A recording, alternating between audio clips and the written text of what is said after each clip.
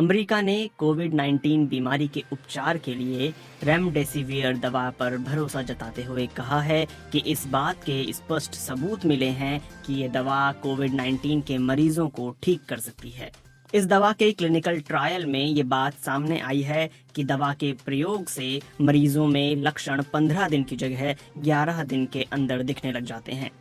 हालांकि अब तक इस दवा पर हुई जांच को लेकर पूरी जानकारी सामने नहीं आई है, लेकिन विशेषज्ञ कहते हैं कि अगर इस दवा से जुड़े दावों की पुष्टि होती है तो मौजूदा दौर की एक बेहतरीन खबर होगी। लेकिन उन्होंने ये भी कहा है कि ये दवा इस बीमारी के लिए जादुई पुड़िया की तरह नहीं है। इस दवा से लोगों की जान बचाने की क्षमता विकसित होगी, अस्पतालों पर बोझ कम किया जा सकेगा और कुछ जगहों पर लॉकडाउन हटाया जा सकेगा। इस दवा को दरअसल इबोला के इलाज के लिए विकसित किया गया था। ये एक एंटीवायरल दवा है।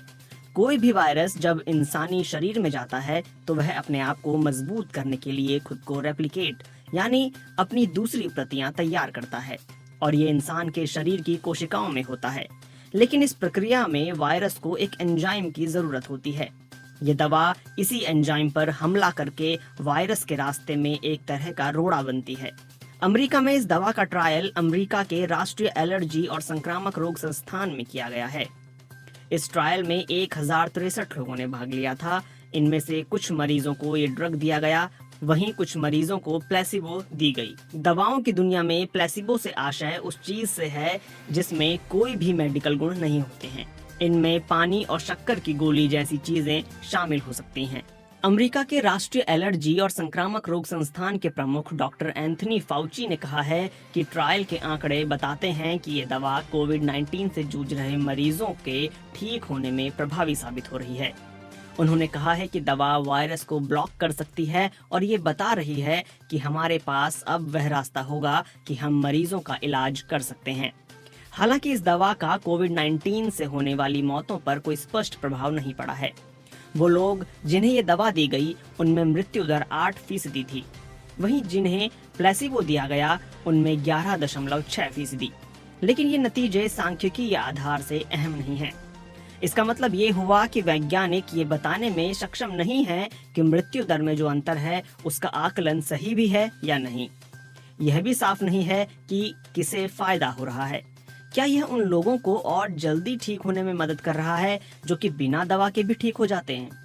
दवा कम या ज्यादा किस उम्र वर्ग के लोगों में बेहतर काम करती है? यह दवा लोगों को आईसीयू में जाने से बचा रही है? यह दवा युवाओं और वृद्धों के साथ बेहतर काम करती है? या फिर यह दवा बीमार या स्वस्थ लोगों में से किस पर अच्छा असर डालती है? क्या मरीजों का शुरुआती स्तर पर ही ध्यान रखना होगा जब वायरस अपने चरम पर होता है? जब इस दवा से जुड़ी विस्तृत जानकारी जारी की जाएगी तब इस तरह के विशेष सवालों के जवाब सामने आएंगे, क्योंकि इस दवा से लोगों की जिंदगियां बचाने के साथ साथ लॉकडाउन हटाए जाने जैसे फायदे हो सकते हैं।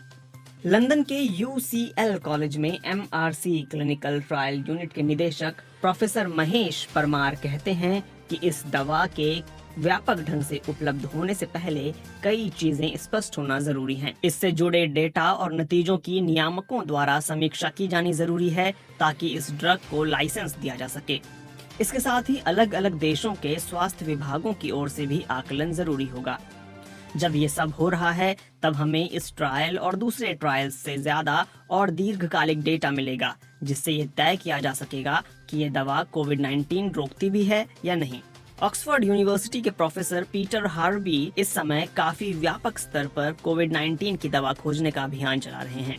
हार्वी ने बताया है कि हमें पूरे नतीजे देखने की जरूरत है, लेकिन अगर इस दवा को लेकर किए गए दावों की पुष्टि होती है तो ये बहुत बेहतरीन होगा और कोविड-19 के खिलाफ जारी जंग में एक बहुत अच्छी खबर होगी। इसके बाद अगले कुछ कदमों में इससे जुड़ी जानकारियों को साझा किया जाना और इस दवा को सभी के लिए उपलब्ध कराया जाना शामिल है। अमेरिका की ओर से इस दवा को लेकर जब ये जानकारी सामने आई तभी चीन में इसी दवा पर किए गए ट्रायल की रिपोर्ट लांसेट मेडिकल जर्नल में प्रकाशित हुई है, जिसके मुताबिक ये दवा अप्रभावी साबित हुई है। हालांकि चीन में ये ट्रायल अधूरा रह गया था क्योंकि लॉकडाउन की सफलता की वजह से चीन में मरीजों की संख्या कम पड़ गई थी। कैम्ब्रिज यूनिवर्सिटी में संक्रामक रोगों के विशेषज्ञ प्रोफेसर बाबक जावेद कहते हैं कि ये आंकड़े काफी बेहतर हैं। लेकिन कोविड-19 के लिए कोई दवा उपलब्ध नहीं होने की वजह से इस दवा को जल्द स्वीकृति मिल सकती है। लेकिन ये नतीजे ये भी बताते हैं कि रेमडेसिवियर कोई जादू की पुड़िया नहीं है। ऐसे में इससे लोगों के ठीक होने में कुल फायदा 30% है। इसके साथ ही कोविड-19 को लेकर जिन दूसरी दवाओं की टेस्टिंग चल रही है, उनमें मलेरिया और HIV के लिए प्रयोग की जाने वाली दवाएं भी शामिल हैं। इन दवाओं में वायरस पर हमला करने के साथ साथ वो कंपाउंड होते हैं जो कि रोग प्रतिरोधक क्षमता को आराम देते हैं। हालांकि एंटीवायरल शुरुआती चरणों में और इम्यून दवाएं बीमारी के बाद के चरणों में प्रयोग की जाती हैं।